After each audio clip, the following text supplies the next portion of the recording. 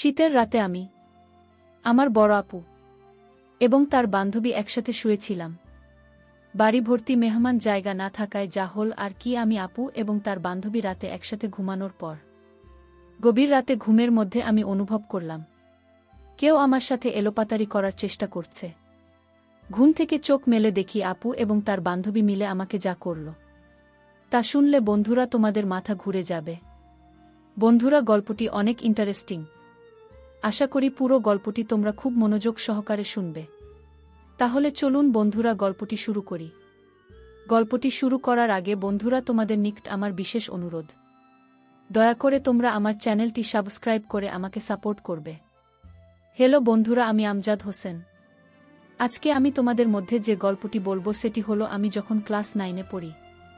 বন্ধুরা, তখন কিন্তু আমার বয়ঃসন্ধিকাল। বয়সের তার নাই, শুধু চোখের মধ্যে রঙিন অনেক কিছু ঘুরপাক খায়। আর নতুনের সন্ধান করি, কিভাবে একটু নিজেকে ভালো রাখা যায়। মাঝে মাঝে বিভিন্ন রকমের ইন্টারেস্টিং গল্পের বই পড়ি। প্রায় আমি কিছু রোমান্টিক গল্পের বইও পড়ি। উপন্যাস পড়তে আমার খুব ভালো লাগে। আর সবচেয়ে মজার ব্যাপার হলো, যদি কোনো বয়ঃসন্ধিকালের কিছু গল্পের বই পাই তাহলে আমি খুব মনোযোগ দিয়ে পড়ি। বয়সের তুলনায় আমার মনে শুধু তার পাতাতেও খেলে। আমাদের ক্লাসের সুন্দরী মেয়ে দেখলে শুধু হা করে চেয়ে থাকি, আর কল্পনায় তাদের দেখে দেখে মাঝে মাঝে রাতে গোপন কাজ করতাম। আর মনে মনে ভাবতাম যদি কাউকে পেতাম তাহলে অনেক মজা করে উপভোগ করতে পারতাম। মনে শুধু তখন একটি কল্পনায় কিভাবে মেয়েদের সাথে প্রেম করতে পারতাম আর তাদের সাথে একটি মজা করতে পারতাম। বেশিরভাগ সময় মনে মনে ভাবতাম হয়তো আমিও একদিন এরকম রোম্যান্টিক মুহূর্ত পাব। আমার জীবনেও কোনো না কোনো এক সময় এরকম সুবর্ণ সুযোগ আসবে।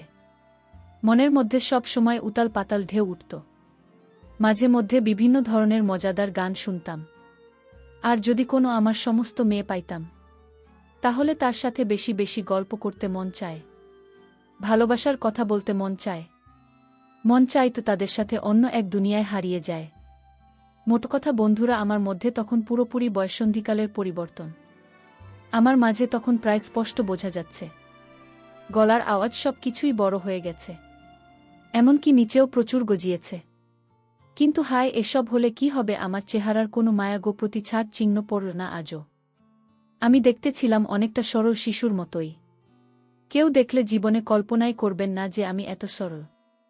যাই হোক বন্ধুরা, মাঝে মধ্যে আমি নির্জন জায়গায় একটি গোপন কাজ করতাম, যে কাজটি প্রায় প্রত্যেক পুরুষই বয়ঃসন্ধিকালের সবচেয়ে বেশি করে থাকে। কিন্তু আমাকে দেখলে কেউ ভাবতেও পারত না যে আমি এই গোপন কাজটি করি। মাঝে মধ্যে স্নান করতে গিয়েও ওয়াশরুমে পানিতে ছেড়ে দিয়ে মনের ইচ্ছামতো সুন্দরী মেয়েদের কথা ভাবতাম আর ইচ্ছামতো এই কাজটি করতাম। যাই হোক বন্ধুরা, মূল ঘটনায় আসি। আমার বাবা একজন ব্যবসায়ী, মা গৃহিণী। আমরা এক ভাই এক বোন। বলতে পারেন আমাদের সুখী পরিবার। বোন হল আমার বউ। আমার বোনের নাম উর্বশী। সে আবার ঢাকা বিশ্ববিদ্যালয়ে অর্থনীতি বিভাগে পড়ে।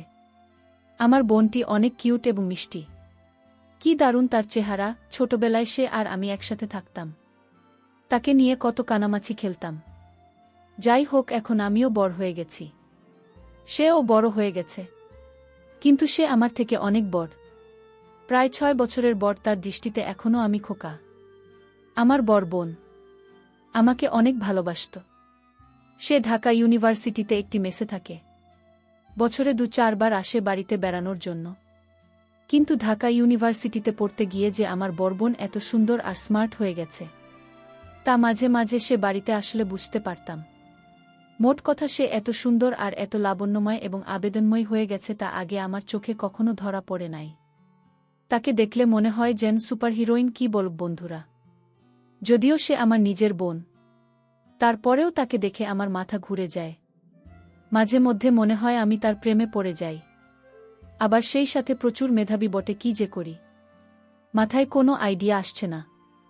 তখন মাথায় এক শয়তানি বুদ্ধি কাজ করে। আপু যখন বাড়িতে আসত তখন প্রায় আমি লুকিয়ে লুকিয়ে তার বিভিন্ন দৃষ্টিভঙ্গি দেখতাম। কি সুন্দর দেখতে! তাকে দেখলেই মনে হতো আমি তার প্রেমে পড়ে যাই। দেখার সাথে সাথে আমার হয়ে যেত। তারপরেও মনে মনে ভাবতাম যদি আমার বোনকে আমি ফাঁদে ফেলতে পারতাম তাহলে হয়তো আমার মনের আশা পূর্ণ হতো। এত সুন্দর, এত লাবণ্যময়।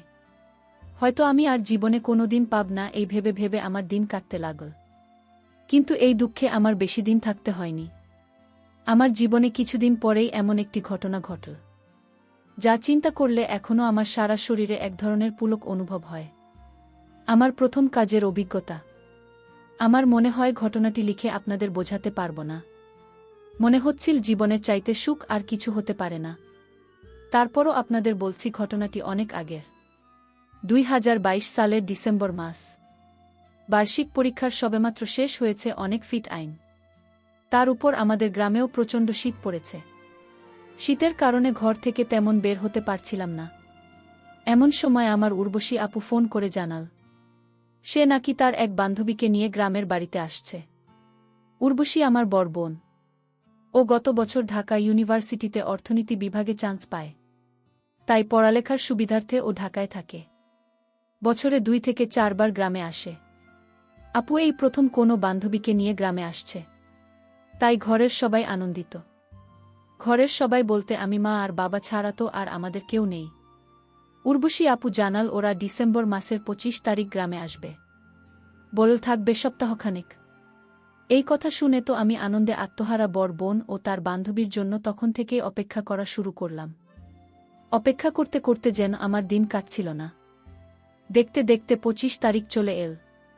আমি যতটা সম্ভব পরিপাটি হয় তাদের অপেক্ষা করতে লাগলাম। সন্ধে 7টার সময় আপু আর তার বান্ধবী আমাদের বাড়িতে পৌঁছলেন। ঘরে ঢুকেই আপু বলতে লাগলেন, গ্রামে এত ঠান্ডা রে বাবা, সারা গা একেবারে কাঠ হয়ে গেল।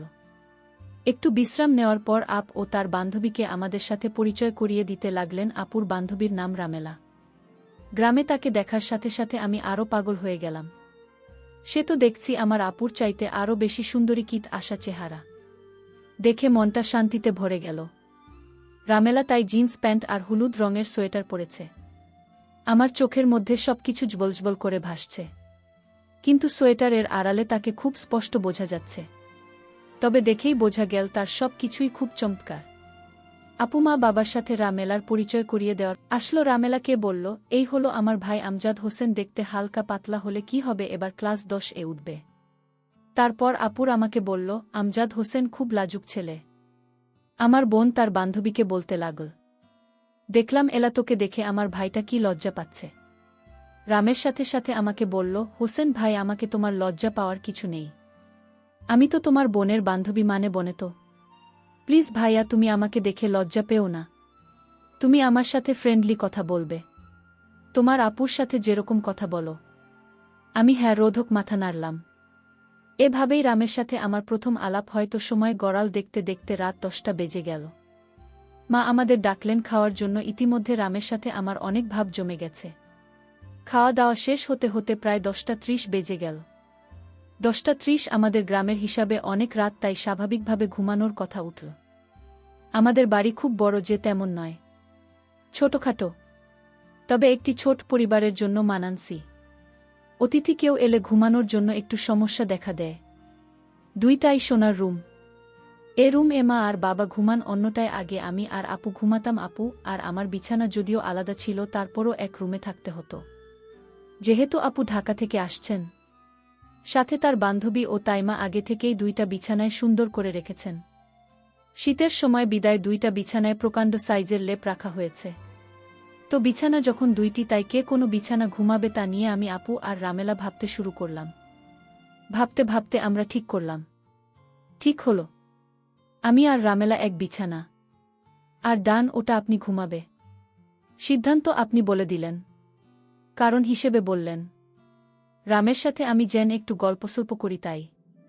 তো শীতের রাত, আমাদের সবার শরীর ঠান্ডা, একেবারে নাজেহাল। আপুরা মেলা আমি রাত 1-2টা পর্যন্ত জমিয়ে আড্ডা দিলাম। আড্ডা শেষ হবার পর এখন ঘুমানোর পালা। আপু আরামে ঘুমানোর কাপড় পরে নিলেন। আমি আরামে শুয়ে পড়লাম। আপু অন্যটায়, রামেলা আর আমি এক লেপে ঘুমাতে হবে, কারণ বিছানায় একটিমাত্র ছিলেন। লাইট নেভানোর পর ঘর অন্ধকার হয়ে গেল। রুমের ডিম লাইট নষ্ট, যার কারণে রুমটি প্রায় ঘুটঘুটে অন্ধকার। এই অন্ধকারে আমি আর কি করব, রামের সাথে একটু আধটু গল্প করতে শুরু করলাম। আমরা গল্প করতে করতে হঠাৎ দেখলাম আপনি ঘুমিয়ে গেছে। আপুর এমন ঘুম যে তার চোখে জল ঢেলে দিলেও সহজে ঘুম ভাঙে না। আমি হলাম আপুর উল্টো প্রকৃতির।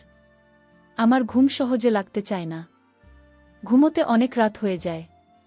মিতার সাথে শুয়ে কথা বলে জানলাম আমার মতো ঘুম অনেক চেষ্টার পর আসে। তো কি করা, রামেলা আর আমি কনকনে শীতের রাতে এক লেপে শুয়ে গল্প করতে লাগলাম। রামেলা আমাকে বলল, তোমাদের এখানে তো অনেক ঠান্ডা লেগেও ঠান্ডা হয়ে আছে। আমি বললাম, হ্যাঁ, আপনি ঠিক বলেছেন। রাত যত বাড়ছে ঠান্ডাও তত বাড়তে থাকে। রামেলা শুনে ভয় পেয়ে গেল। বল, হায় ভগবান, আজ না জানি কি ঠান্ডা লাগবে। আমি অভয় দিয়ে বললাম, ভয় পাওয়ার কিছু নেই, আমি আছি তোমার সাথে, তুমি কোনো চিন্তা করো না। তারপর গল্প করতে করতে হঠাৎ আমি ঘুমিয়ে পড়লাম। রাত যখন গভীর হল তখন আমি অনুভব করলাম কেউ আমার সাথে মজা করার চেষ্টা করছে। তখন আমি আধো ঘুমে। ওমা, আমি ঘুম থেকে একটু উঠে দেখি আপুর বান্ধবী আমাকে বাচ্চা মনে করে আমার সাথে কেমন জানি অদ্ভুত আচরণ করছে। গভীর রাতে হঠাৎ কেউ আমাকে নিয়ে এলোপাতাড়ি করার কারণে আমার ঘুম ভেঙে গেল। ঘুম ভাঙার ফলে আমি চোখ মেলে দেখি আমার দিদি আর তার বান্ধবী মিলে আমার সাথে এক অন্যরকম আচরণ করার চেষ্টা করছে। আমি তাদের আচরণ দেখে প্রথমে ভয় পেয়ে যাই। তারপর তারা আমায় বলে, তুমি যদি আমাদের কথা শোনো তাহলে আমরা তোমাকে কিছু করব না, আর যদি না শোন তাহলে মেরে ফেলব। আমি বললাম, না আপু, আমি তোমাদের সব কথা শুনব। আর আমিও তখন মনে মনে ভাবলাম, এত মেঘ না চাইতেই জল। এতদিন আমি মনে মনে যা পোষণ করতাম তা তো দেখি আজ আমার হাতের মুঠোয় ধরা দিয়েছে। তারপর আমি তাদের প্রস্তাবে রাজি হয়ে গেলাম। বন্ধুরা তারা দুইজন আর আমি একা। কি করে তাদের সাথে পারি, তারপরেও আমি অনেক চেষ্টা করলাম তাদের খুশি করতে। সবচেয়ে মজার ব্যাপার হলো, আমাদের সকলেরই সেদিন ছিল জীবনের প্রথম এমন অভিজ্ঞতা, যার কারণে প্রথমবার একটু সমস্যা হলেও যখন প্রথম আমি তাদের সাথে কাজ করতে চাই, আমি কিভাবে কাজ শুরু করব কিছুই বুঝে উঠতে পারলাম না। তার আপু তার বান্ধবী মিলে আমাকে শিখিয়ে দিল আমি কিভাবে কাজ করতে হবে। তারপর বন্ধুরা আমি একাই আপু এবং তার বান্ধবীর সাথে সারারাত ইচ্ছামতো কাজ করে আমার মনের আশা পূরণ করলাম। তবে প্রথম আমার একটু অসুবিধা হয়েছিল, তারপর আমার কাছে অনেক মজা লেগেছিল। তাদের প্রথম অনেক কষ্ট হয়েছিল, একটু পর তারা স্বাভাবিক হয়ে গেল।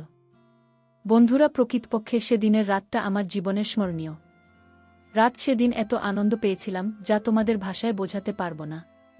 তারপর বন্ধুরা প্রায় এইভাবে এক সপ্তাহ পর্যন্ত আমাদের হয়েছিল। এক সপ্তাহ পর আমার আপু এবং তার বান্ধবী ঢাকায় চলে গেলে। তবে তারা ঢাকা চলে যাওয়ার কারণে কিছুদিন আমার মনটা খারাপ ছিল। এতদিন তাদের কাছ থেকে আমি যা পেয়েছি হয়তো তা আমি আর কোনোদিন পাব না, এই ভেবে আমার চোখে জল চলে আসলো। তারপরেও নিজেকে সান্ত্বনা দিলাম, যাই হোক, অবশেষে অনেক দিনের ক্ষুধার্তের মধ্যে একটু খেতে পারলাম। যা খেলেছি তাতে 6 মাস চলবে। বন্ধুরা, এর পরেও আমার আপু যদি ঢাকা থেকে আসত তার সাথে আমার এরকম হতো। আস্তে আস্তে আমিও তার সাথে একদম ফ্রি হয়ে গেছিলাম। বন্ধুরা, এর পর থেকে আপনি যখনই ঢাকা থেকে আমাদের বাড়িতে আসত তখনই সে আর আমি এরকম ইন্টারেস্টিং কাজ করতাম। এভাবেই কেটেছিল আমার বয়ঃসন্ধিকাল। সত্যি আজকে সেই বয়ঃসন্ধিকাল, তাকে আমি খুব স্মরণ করি এবং সারা জীবন স্মরণ করব। বন্ধুরা, আজকে এই পর্যন্তই।